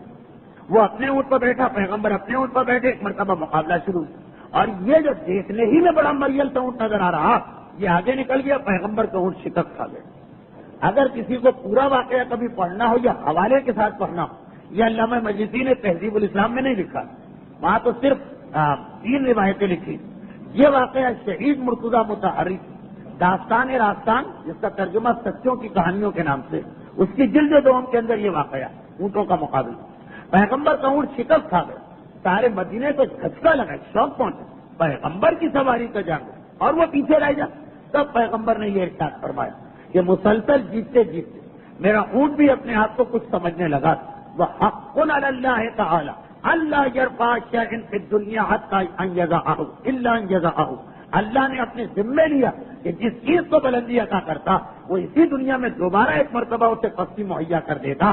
یہ پیغمبر کی مشہور حدیث اسی مقابلے میں ہوئی تھی جس میں پیغمبر کا ہر مرتبہ جیتنے والا چیمپئن اونٹ ایک مریل سے اونٹ سے شکست کھا گیا۔ یہ پورا واقعہ وہاں پڑھ لیجیے گا، سیرت رسول اس سے زیادہ چیزیں بتانے کی اجازت نہیں دیتی، لیکن پھر یہ دوہرا کہ یہ سارا کا سارا مسئلہ ہے جب حصہ لینے والوں کو انعام ملے، دیکھنے والے، ہاں دیکھنے والے انعام میں شیئر کر سکتے کہ بھائی یہ مقابلہ کر رہے ہیں یہ لوگ پیسے نہ لگا، ہم 200 500 1000 روپے رکھتے ہیں کہ جو جیت جائے وہ لے جائے، انعام بہرحال انہیں کو ملنا چاہیے کہ جو حصہ لے رہے ہیں۔ تو خیر سن 6 ہجری، اب دیکھیے بہت ہی اہم سال، کیونکہ اسی سال کے آخر میں پیغمبر صلح حدیبیہ کے لیے مکے کی طرف جائیں گے۔ بالفاظ دیگر پہلی مرتبہ مسلمان دوسرے کے علاقے میں داخل ہو، اسی سال کے آخر یا اس کے فوراً بعد پیغمبر خیبر کے لیے جا رہے ہیں، موتا کے لیے لشکر اسلام بھیجا جا رہا، فتح مکہ ہونے والی، اب وہ جہاد جس میں دشمن پہ حملہ کرنا، چنانچہ اس کی تیاری کے لیے مسلمانوں کو پہلے سے عادی بنایا جا رہا کہ جہاد ان کے لیے آسان ہو جائے۔ لیکن یہ مسئلہ صرف وہاں تک ہے جہاں تک حدیث آئی، اس سے آگے نہیں۔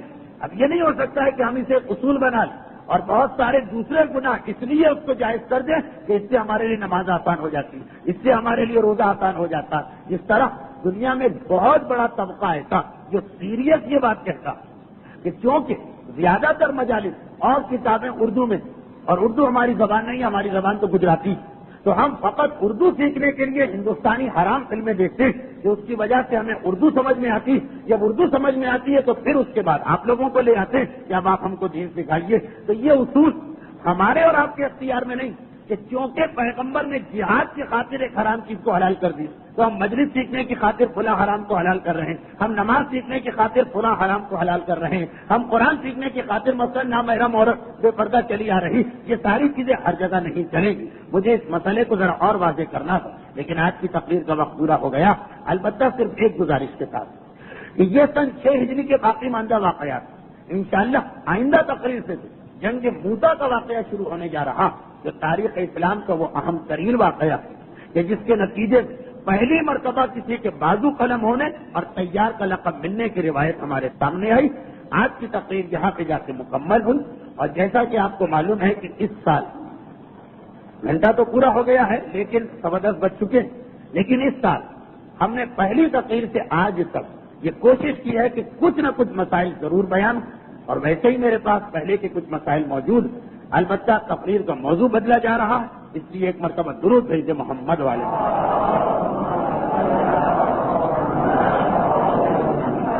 ایک سوال یہ ہے کہ مصائب کے وقت ذاکر حضرات سر پہ سے عمامہ یا ٹوپی کیوں اتار لیتے ہیں؟ اب بعض سوالات بہت ہی بچکانا ہیں لیکن کیونکہ پوچھے گئے. اس کی وجہ یہ ہے کہ اسلامی تہذیب اور اسلام کا جو کلچر ہم کو دیا گیا اس میں غم کی نشانی یہ بتایا گیا ہے کہ مرد ہے تو وہ ننگے سر ہو جائے. بہت سی روایتوں میں مردے کے اوپر ہے یا معصومین کے بارے میں یا اپنے بابا کے جنازے میں شریک ہوئے تو ننگے سر ننگے پیر گریبان چاک آستینیں پلٹی ہوئی.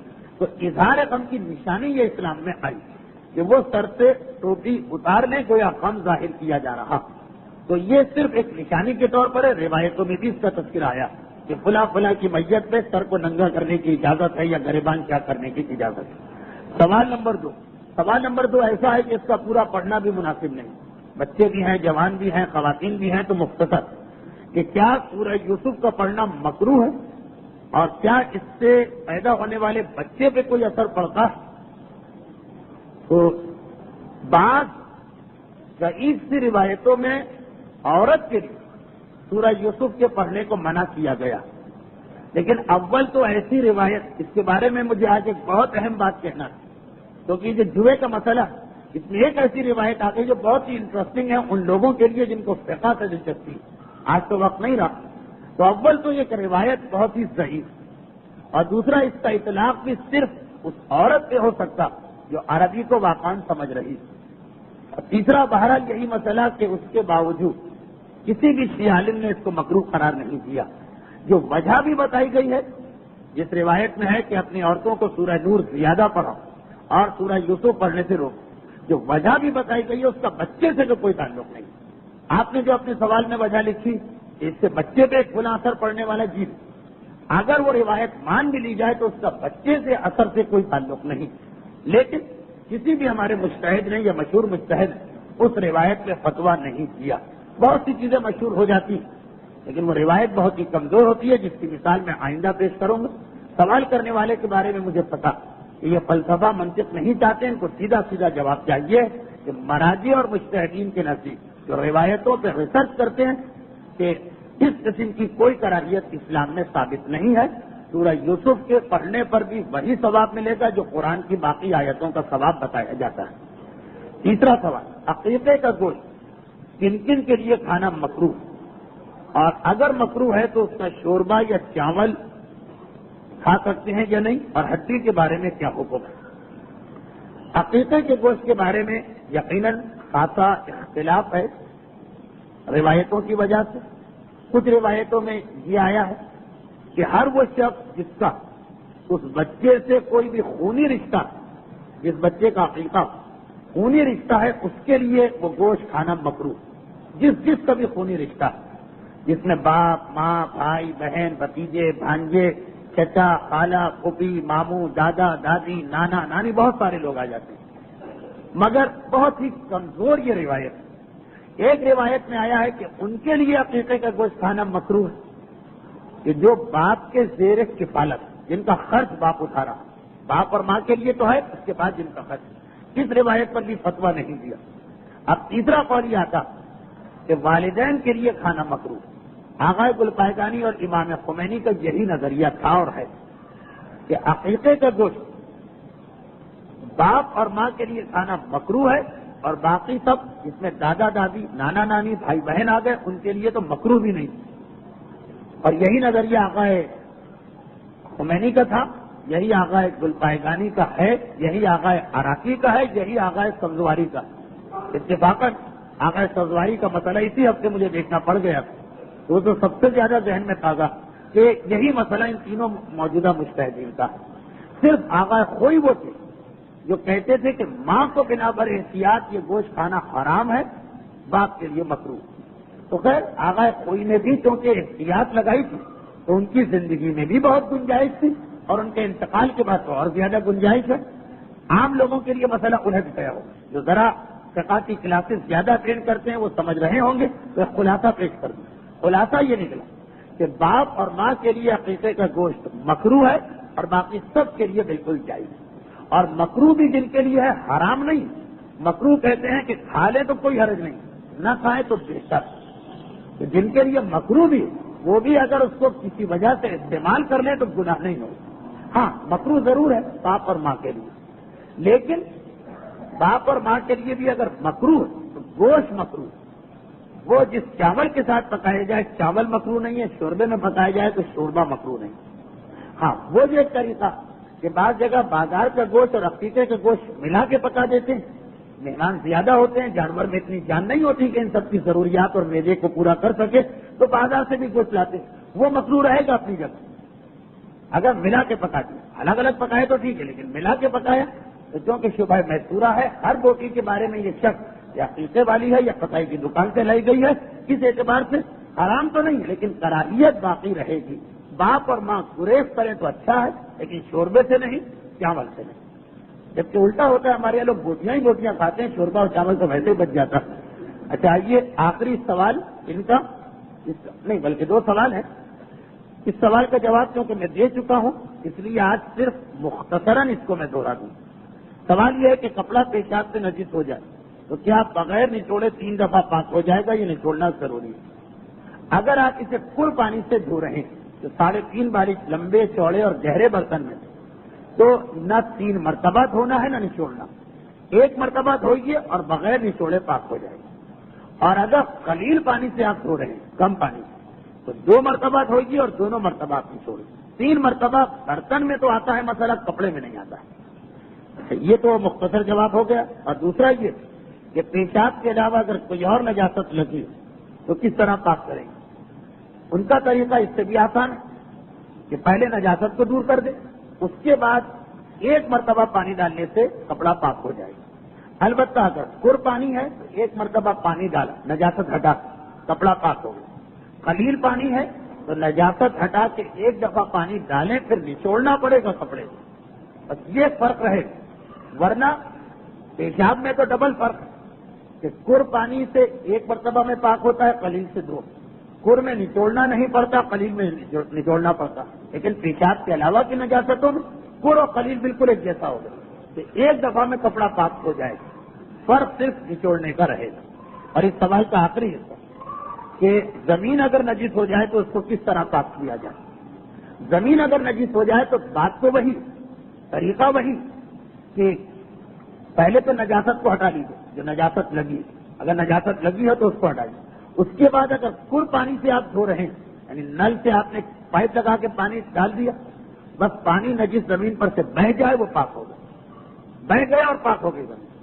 اور اگر قلیل پانی لوٹا لائے، جگ لائے، بالٹی لائے، اس سے دھو رہے ہیں تو نجاست ہٹا کر 1 دفعہ پانی بہا تو دے، مگر پھر وہ جو بہا ہوا پانی ہے اس کو آپ کو اٹھانا پڑے گا، کسی کپڑے سے یا کاغذ سے یا کسی چیز سے پوچھ کے اٹھانا پڑے گا. یا یہ کہ اس کو بہاتے بہاتے بہاتے وہاں تک لے جائے جہاں سورج پہنچتا ہے. تو اگر کر پانی سے نہیں قلیل پانی سے پاک کر رہے ہیں زمین تو 1 دفعہ پانی ڈال دیں، پھر جو پانی آپ نے ڈالا یا اسے بہا کر سورج تک لے جائیں اور یا پھر اس سے نچوڑ کر کسی کپڑے وغیرہ سے اٹھا لیں. اور اگر کر پانی سے پاک کریں یعنی نل سے ڈائریکٹ پائپ لگا دیں، نل بھی اس ٹنکی سے ملا ہو جس میں اچھا خاصا پانی ہے خود، تو صرف پانی کی آپ نے دھار اس نجس جگہ پہ ڈال دی، وہ سب کا سب پاک ہو گیا. جو بہا ہوا پانی ہے اس کو اٹھانے کی بھی ضرورت نہیں. آخری سوال جو ہے وہ بھی یہ درخواست ہے کہ پچھلے ہفتے جو نگاہ کے مسئلے بتائے گئے تھے اس کو 1 مرتبہ پھر دوہرا دی. پچھلے ہفتے سے مطلب ہے پچھلے سے پچھلا ہفتہ، اس لیے کہ خود یہ میرے پاس کافی عرصے سے پرچہ موجود ہے. تو ٹھیک ہے مختصراً سن لیجیے کہ 6 مسئلے یہ بتائے گئے کہ مرد عورت کی فوٹو کو دیکھ سکتا ہے یا نہیں. مسئلہ یہ تھا کہ اگر عورت کو پہچانتا ہے، کون سے خاندان کی ہے، کس گھرانے کی ہے، یہ سب جانتا ہے تو نامحرم کی فوٹو کو دیکھنا حرام. اور اگر عورت کو نہیں پہچانتا ہے تو نامحرم عورت کی فوٹو کو دیکھا جا سکتا ہے. سوال نمبر 2، جو عورتیں ٹیلی ویژن پر آتی ہیں ان کے بال اور جسم کو دیکھنے کا مسئلہ کیا ہے؟ آغا گلپائگانی فرماتے ہیں کہ احتیاط واجب کی بنا پر حرام ہے. سوال نمبر 3، جو کھلم کھلا بے پردہ عورتیں بازاروں میں گھومتی ہیں ان کے بارے میں روایتوں میں ہے شیخ تصرف نے علل الشرائع میں یہ روایت لکھی ہے، علل الشرائع جس کا اردو ترجمہ ہو چکا، کہ امام نے فرمایا کہ کھلم کھلا جو بے پردہ ہیں ان عورتوں کو دیکھنا اس لیے جائز ہے کہ وہ خود اللہ کی باغی ہو گئی ہیں، حکم شریعت نہیں مان رہی، تو اللہ بھی ان کا کوئی احترام نہیں رکھتا، البتہ دیکھنے والے کی نیت صحیح۔ آغا کوئی بھی یہ کہتے تھے کہ یہ روایت معتبر ہے، اس پہ فتویٰ دیا تھا، لیکن آغا گلپائگانی کہتے ہیں کہ جو عورت کھلم کھلا بے پردہ اور پردے کا حکم ماننے کو تیار نہیں، احتیاط واجب یہ ہے کہ اسے بھی نہ دیکھا جائے۔ ٹیلی ویژن پہ آنے والی عورت بھی چہرہ اور ہاتھ دیکھ سکتے ہیں ٹیلی ویژن پر، عام حالت میں نہیں، لیکن بال اور دیگر بدن احتیاط واجب ہے، ٹیلی ویژن والی عورت کو بھی نہ دیکھے۔ تصویر کا یہ مسئلہ ہو گیا۔ اس کے بعد صرف 2 سوال اور تھے، کہ ایک سوال یہ پڑھا گیا تھا کہ عورت کا انتقال ہو جائے اس کی فوٹو، تو کہا کہ اس کی فوٹو کا وہی مسئلہ ہے جو زندہ عورت کی فوٹو کا، پہچانتے ہوں تو دیکھنا حرام ہے، نہیں پہچانتے ہوں تو مردہ عورت کی فوٹو کو دیکھا جا سکتا ہے۔ اور آخری سوال یہ پڑھا گیا کہ جوائنٹ فیملی کے اندر جہاں ایک ساتھ رہنا ہوتا ہے اور بھائی بہنیں نامحرم محرم سب ساتھ رہتے ہیں، اور ایک کمرے کو چھوڑ کر باقی سامان بھی سب کا مشترک ہے، ڈرائنگ روم ایک ہی ہے، باورچی خانہ ایک ہی ہے، کھانے کے برتن ایک ہی، اس کے اندر آغا گلپائگانی کا جواب یہ تھا کہ نامحرم میں فرق نہیں، مجھے کوئی حدیث نہیں ملی جو نامحرموں کی قسمیں الگ الگ کر دے، کہ اگر جوائنٹ فیملی والے نامحرم ہو تو دیکھنا جائز ہو جائے، اور اگر الگ الگ گھروں میں رہتے ہوں تو دیکھنا حرام ہو جائے۔ فرماتے ہیں میری نگاہ میں سارے دلیل نہیں ملی، کوئی حدیث نہیں ملی کہ نامحرم میں فرق ہو، اس لیے سارے کے سارے نامحرم ان کا ایک ساتھ رہنا ہو یا الگ رہنا ہو، جو حرام ہے تو حرام۔ البتہ اپنی کتاب میں 2 بھائی اگر ایک ساتھ زندگی گزار رہے ہیں تو اس کا وہی طریقہ جو بہت پرانا دوبارہ لکھا ہے آقا گلپائگانی نے کہ دونوں 2 الگ الگ بچیوں سے نکاح کریں اور ایک دوسرے کی بیویاں ان بچیوں کو دودھ پلا دیں تو پھر جو بھاوج ہے وہ ساس بن جائے گی، وہ ایک طریقہ لکھا جو بہت پرانا اور بہت مشہور ہے۔ اور اس کے علاوہ فرماتے ہیں کوئی طریقہ نہیں جوائنٹ فیملی میں زندگی گزارنے کا، حجاب بہرحال حجاب ہے جس کی پابندی کرنا پڑے گی۔ اور آخری مسئلہ یہ تھا کہ عورت کے بال جب کٹ جائیں اس کے بعد بھی کیا اس بال کو دیکھنا حرام؟ اس میں آقا گلپائگانی نے ذرا رعایت دی کہ جب بال کٹ گئے اب ان بالوں کا کوئی احترام نہیں رہا، چنانچہ ان کو دیکھنا بھی جائز ہے، ان کو چھونا بھی جائز ہے۔ مثلا اس کی اپنی بیوی جو وگ وغیرہ پہنی ہے یا مصنوعی بال لگائے ہیں وہ کسی نامحرم عورت کے پتا ہے کسی اور عورت کے، پھر بھی اس کا شوہر ان بالوں کو چھو سکتا ہے، اس میں ایک رعایت دی، ورنہ فرماتے ہیں کہ کسی حالت میں بھی جائز نہیں ہے نامحرم کو دیکھنا۔ صرف مرحوم کی جو فوٹو کا مسئلہ آ گیا، مرحومہ کی، ایک بات میں بتا دوں کہ عورت جب بڑھاپے میں داخل ہو جاتی ہے، والقواعد من النساء جو قرآن کی اصطلاح، جو بہت ہی ضعیف عورتیں ان کے لیے پھر پردہ ان معنوں میں ساقط کہ وہ بال کھول سکتی ہیں، کلائیاں کھول سکتی ہیں، اور ذرا گردن وغیرہ ان کی کھلی بھی ہو جائے تو گناہ نہیں۔ مرحومہ کی فوٹو اگر فوٹو اس وقت کی ہے کہ جب اس پہ پردہ واجب تھا تو یہ آقا گلپائگانی کا مسئلہ کہ احتیاط واجب ہے کہ اس کو نہیں دیکھ سکتے، یعنی اس مردہ کو زندہ کر۔ اور اگر اس مرحومہ کی فوٹو ہے کہ جب اس عمر میں آ چکی تھی، جب اس پہ سے ویسے ہی پردہ ساقط تھا، 70 سال 80 سال 90 سال کی ضعیف خاتون، ان کی فوٹو لگی ہے اور اتنا ہی جسم کھلا ہے کہ جتنا ان کو زندگی میں کھولنے کی اجازت ہے، کہ بال کھلے ہیں، گردن وغیرہ کھلی ہے، کلائی کھلی ہے، پھر مسئلہ جائز ہو جائے گا۔ تو مرحومہ کی فوٹو کا مسئلہ زندگی کا کہ جس حالت کی فوٹو اگر اس حالت میں وہ زندہ ہوتی اس کو دیکھنا جائز تھا یا اس کو دیکھنا جائز نہیں تھا، یہ مسئلہ ہے شریعت کا۔ یہ مسئلے بھی ہم لوگوں کو بہت مشکل لگنے لگے، 2 وجوہات۔ ایک تو یہ ہے کہ آغا خوئی کے بعد مسائل لوگوں کو بہت آسان لگے، پھر اب یہ مشکل لگنے لگا مسئلہ کہ آغا کوئی فوٹو میں رعایت دیتے تھے، ٹیلی ویژن میں رعایت دیتے تھے، کھلم کھلا بے پردہ عورتوں میں رعایت دیتے تھے۔ اور دوسرا یہ ہے کہ زمانہ بہرحال ماڈرن سے ماڈرن ہوتا چلا جا رہا کہ اب یہ ساری چیزیں جو اسلام کے اتنے چھوٹے چھوٹے واجبات کہ گویا اس کی طرف تو توجہ دلانے کی ضرورت بھی نہیں۔ اس زمانے میں پردے کا مسئلہ اسلام میں ایسا سمجھا جاتا تھا جیسے کلمے کا مسئلہ، کہ کسی سے کہنے کی ضرورت ہی نہیں ہے کہ تم مسلمان ہو تو کلمہ تمہیں آنا چاہیے یا کلمہ پڑھو، وہ تو مسلمان ہے تو کلمہ ہو، اسی طرح مسئلہ حجاب کا ہمارے اسلام نے شروع سے ہی آسان ترین مسئلوں کو رکھا، اس کے باوجود ہم اتنے زیادہ آرام پسند اور سہل طلب ہو گئے کہ ہم کو آسان ترین مسئلے بھی برداشت نہیں ہو رہے ہیں، یہ ہم کو مشکل لگنے لگتے ہیں کہ واہ دو بھائی ہیں تو کیسے ہو سکتا ہے کہ ایک دوسرے کی بیویاں ایک دوسرے سے پردہ کریں، یہ سب ہم کو مشکل لگنے لگتا، ہمارے لیے یہ محال ہونے لگتا۔ جبکہ اگر اہل بیت کی پوری زندگی کی پیروی ہم سے کہی جائے تو شاید وہ تو ہمیں معجزے کی زندگی لگنے لگے۔ یہ اہل بیت کا ایک کمال، یہ اہل بیت کا ایک فضل ہے ہم پر، یہ اہل بیت کی ایک مہربانی۔ دنیا میں ہر جگہ بادشاہ اپنے لیے سہولت چاہتے ہیں، رعایا کو تنگی میں رکھتے ہیں کہ تم قربانیاں دو، ہمیں سہولت دو کیونکہ ہم تمہارے حاکم۔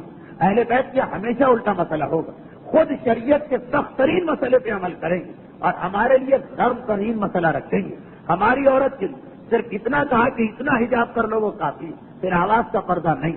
اور اپنی بیٹیوں کے لیے میرے مولا کا وہ یہودی پڑوسی جو 2 سال کوفے میں علی کے مکان کے برابر رہا، اور غالباً وہی مکان جو اب تک کوفے میں مسجد کوفہ کے پیچھے موجود، 2 سال پڑوس میں رہا، پڑوس اور چھوٹے چھوٹے مکانات کا پڑوس جیسے آپ کے فلیٹ، اس انداز کا پڑوس، اور کہہ رہا کہ 2 سال میں علی کی کسی بیٹی کی آواز بھی میں نے نہیں سنی۔ اپنی بیٹیوں کے لیے سخت ترین مسئلہ، ہماری بیٹیوں کے لیے نرم ترین مسئلہ، اور وہ بھی ہم سے برداشت نہیں ہو رہا، وہ بھی ہمیں بہت مشکل لگتا ہے۔ ہمارے لیے صرف اتنا مسئلہ کہ تمہاری عورت حجاب کر لے، اس کے بعد گھر سے باہر نکل سکتی، اور اپنی بیٹیوں کے لیے وہ مسئلہ کہ اگر زینب حجاب بھی کر لے تب بھی گھر سے باہر نہیں آ سکتی، تب بھی گھر سے باہر نہیں نکل سکتی جب تک کہ تاریخی شب نہ آ جائے اور وہ وقت نہ آ جائے کہ کوئی دیکھنے والا بھی نہ رہے۔ اتنی پابندی میرے مولا نے کرائی اپنی بیٹیوں کے لیے، ہماری بیٹیوں کو نرمی کا مسئلہ، اپنی بیٹیوں کو سختی کا مسئلہ۔ کہ ایک روایت کے مطابق شہزادی کی شہادت کی تاریخ گزر گئی، اور دوسری روایت کے مطابق پرسوں یا 1 دن بعد شہادت کی شب آنے والی، اس لیے یہ جملہ کہہ دوں کہ روایتوں میں یہ کہ میرا مولا جب شہزادی کی میت کو لے کے چلا گیا اور اس کے بعد جنت البقیع گئے یا روضہ رسول کے قریب گئے یا حجرے کی کسی گوشے میں گئے، روایتوں میں اختلاف ہے، جب تدفین کے بعد واپس آئے تو گھر میں داخل ہوئے، دیکھا زینب رو رہی ہیں، دیکھا کلثوم ماتم کر رہی ہیں، اور جیسے ہی زینب نے باپ کو آتا دیکھا، فجر کا وقت آ چکا، رات گزر چکی ہے، تدفین میں زینب نے آگے بڑھ کے بابا کا دامن تھاما، فریاد کی بابا آپ بھیا حسن کو اماں کی قبر پہ لے گئے، آپ بھیا حسین کو اماں کی قبر کی زیارت کرا لائے۔ زینب کتنی بدقسمت ہے، اب تک اپنی ماں کی قبر بھی نہ دیکھ سکی۔ علی نے کہا زینب بیٹی گھبرا نہیں، ہماری فقہ میں عورت قبر پہ جا سکتی، عورت قبرستان میں جا سکتی۔ تو علی نے کہا زینب بیٹی گھبرا نہیں، تیرا بابا تجھے لے جائے گا۔ یہ کیسے ہو سکتا ہے کہ زینب اور اپنی ماں کی قبر پہ نہ جائے؟ بس سننا تھا۔ زینب نے خوشی کے عالم میں کہا بابا تیار ہو جاؤ، کہا ابھی نہیں، اب فجر کا وقت آ گیا ہے، گلیوں میں چہل پہل شروع ہو گئی ہے، لوگ گھروں سے باہر آ گئے ہیں۔ علی کی غیرت برداشت نہیں کر سکتی کہ چاہے اس کی بیٹی حجاب میں بھی ہو مگر اس وقت گھر سے باہر نکلے جب نامحرموں کی آمد و رفت ہو۔ بیٹی شام کا انتظار کر، خدا معلوم تڑپ تڑپ کے زینب نے یہ سارا دن کس طرح گزارا ہوگا۔ ماں کی قبر کی زیارت کو جانا ہے، آپ کربلا اور نجف سے 1 دن کے فاصلے پہ رہ جائیں تو دل چاہے گا کہ اڑ کے وہاں پہنچ جائیں۔ یہ تو زینب اور فاطمہ کی قبر کا مسئلہ ہے۔ شام ہو گئی، رات ہو گئی، مغرب کی نماز ختم ہوئی، عشاء کی نماز ختم ہوئی، بار بار بیٹی آتی ہے بابا اب چلوں، بابا اب چلوں، بابا اب چلوں، اور میرا مولا بار بار منع کرتا ہے، یہاں تک کہ عشاء کے بعد کا وقت آ گیا، بابا اب تو آخری نماز بھی ہو گئی، لوگ گھروں میں چلے گئے ہوں گے، کہا ابھی بھی ٹھہر جا، شاید کوئی کسی کام سے گھر سے باہر ہو، آدھی رات کو ہم گھر سے نکلیں گے۔ آدھی رات، اور 1400 سال پرانی آدھی رات، ایک مرتبہ قبرستان کے سناٹا شہر مدینہ میں زینب اپنے بابا کے ساتھ باہر آئیں، حسن آگے آگے ہیں، حسین پیچھے پیچھے ہیں، درمیان میں زینب ہے، زینب کے پردے کی حفاظت چاروں طرف سے امامت کر رہی ہے۔ چلتے چلتے وہ مقام آ گیا جہاں قبر زہرا تھی، قبر زہرا پہ چراغ چل رہا تھا۔ حسن نے ماں کی قبر کو دیکھا، دوڑ کے آگے بڑھے، حسین نے ماں کی قبر کو دیکھا، دوڑ کے آگے بڑھے، دونوں بیٹوں نے اپنے آپ کو ماں کی قبر پہ گرا دیا۔ ماں تمہارے بیٹے تمہیں سلام کرنے آئے ہیں۔ اب ماں اپنے حسن و حسین کا سلام قبول کرو. زینب بیٹی تو ویسے ہی ماں سے زیادہ قربت رکھتی ہے, توڑ کے جانا چاہتی ہے, مگر میرے مولا نے بازو تھام لیا. نہیں زینب بیٹی تو نہیں جا سکتی ہے, رک جا, ٹھہر جا. ارے میرا مولا قبر فاطمہ ہی کے لیے تو زینب کو لے کے آیا, پھر بھی روک لیا اور روک کی آواز دی, حسین بیٹا, حسن بیٹا, پہلے چراغ کو بجھا دو جو قبر فاطمہ پہ جل رہا ہے. شہزادوں نے چراغ بجھائے. زینب نے شکوہ کیا, بابا آپ نے مجھے بھائیوں کے ساتھ جانے سے کیوں روک دیا؟ کہا زینب بیٹی بے شک تو پورے حجاب کے ساتھ ہے, بے شک آدھی رات کا وقت ہے, بے شک یہ قبرستان ہے جہاں ویسے بھی لوگ کماتے ہیں, مگر علی ذرا ایسا نہ ہو کوئی مسافر ہی یہاں سے گزر رہا ہو اور چراغ کی روشنی میں اس کی نگاہ میرے زینب پہ پڑ جائے, چاہے حجاب کے ساتھ ہو زینب, مگر میری زینب پہ کسی کی نگاہ نہ پڑنے پائے. اتنی احتیاط کی, پھر قبر زہرا پہ بھیجا. بس اب آپ سوچیے, جس بیٹی کو پتا ہے میرا باپ میرے پردے کے بارے میں اتنا غیرت مند کہ حجاب کے بعد بھی یہ برداشت نہیں کر سکتا کہ کسی نامحرم کی نگاہ مجھ پر پڑے, جو قبرستان میں اتنی احتیاط کرا رہا, جو آدھی رات کو اتنی احتیاط کرا رہا, اسی بات کی یہی بیٹی جب عاشور کے بعد در کوفہ پر پہنچی ہوگی, بلویام نظر آ رہا ہوگا, اور کوفہ بھی وہ شہر جو میرے بابا کا شہر ہے. میرا بابا یہاں مجھے لے کے بار بار آتا تھا, مگر کتنی احتیاط کرتا تھا.